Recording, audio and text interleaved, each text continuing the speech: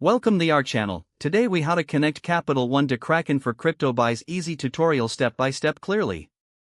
Open your web browser and go to the Kraken website. Log in to your Kraken account with your credentials. If you don't have an account, create one by following the registration process.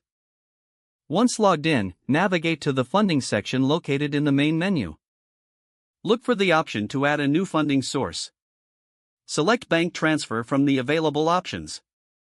Choose domestic wire transfer for your Capital One account. Now, open a new tab and log into your Capital One online banking account. In your Capital One account, locate the Transfers or Payments section. Select the option to send money via wire transfer. Return to the Kraken page and find the wire transfer instructions. Carefully read the instructions provided by Kraken. You will see the Kraken receiving account details you need to enter in Capital One.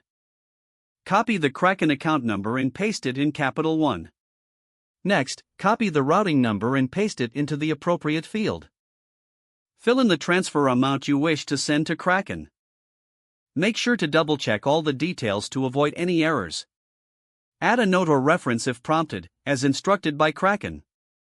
Confirm the wire transfer details and initiate the transaction. Once completed, check the transfer status in your Capital One account.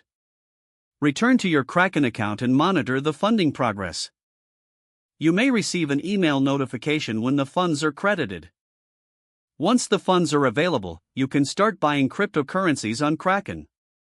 Navigate to the trade section to execute your crypto purchases. Follow the prompts to complete your transactions and start investing. If the page does not load, refresh the browser or try again in a private or incognito window. Make sure you are using the correct email address, then retype it carefully to avoid small typos. If your password is not accepted, use the reset option and create a new strong password you can remember. Don't forget to like this video and subscribe to our channel for more step-by-step tech guides.